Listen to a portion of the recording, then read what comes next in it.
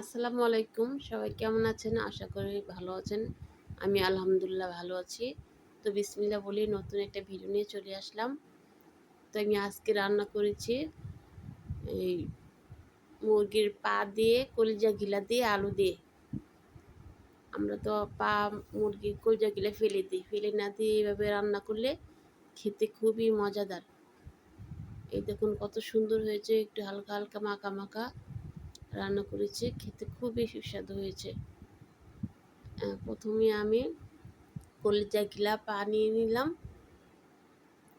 তারপরে এই পাশে আমি অনেকগুলো পা, দেশি মুরগির পা প্রেসার কুকারে ভালো করে সিদ্ধ করে নিয়েছি, একদম নরম করে সিদ্ধ করে নিয়েছি, মুখে দিলে গলে যায়। এই দেখুন কীভাবে কেমন নরম করে আমি প্রেসার কুকারে সিদ্ধ করে নিয়েছি। আমি একটা আলু কেটে নিয়েছি, আর হলুদ, মরিচ, আদা, রসুন, গরম মশলা আমি একটা পিঁড়িতে নিয়ে নিয়েছি পেঁয়াজ কুচি। তো এখন আমি চুলাটা অন করে দিয়েছি, একটা ফ্রাই প্যানে তেল দিয়ে দিয়েছি, পেঁয়াজ দিয়ে দিয়েছি। এখন পেঁয়াজগুলা ভেজে নেব। পেঁয়াজগুলো লাল লাল করে ভেজে হয়ে গেলে আমি গরম মশলাটা দিয়ে দেবো, তেজপাতাটা, গরম মশলাটা, তারপর হলুদ, মরিচ, আদা, রসুনটা দিয়ে দিব, দিয়ে একটুখানি কষিয়ে নিব। একটুখানি আমি পানি দিয়ে দিয়েছি। মশলাটা ভালো করে কষানো হয়ে গেলে আমি মুরগির কলিজা পাগুলা দিয়ে দিচ্ছি।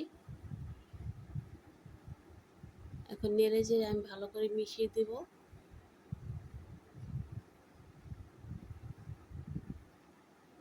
তারপর আমি আলুটা দিয়ে দিয়েছি, কষানো হয়ে গেছে, আমি আলুটা দিয়ে দিলাম।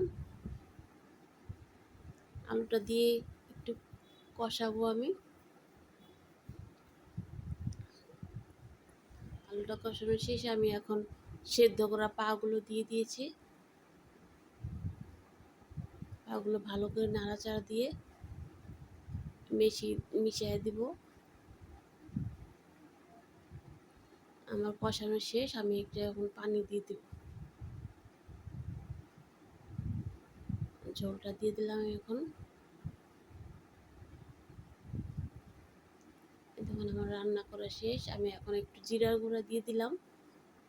এই দেখুন খুব সহজে আপনারা মুরগির পা দিয়ে, গিলা কলিজা দিয়ে আপনারা রান্না করতে পারবেন, খুবই মজাদার।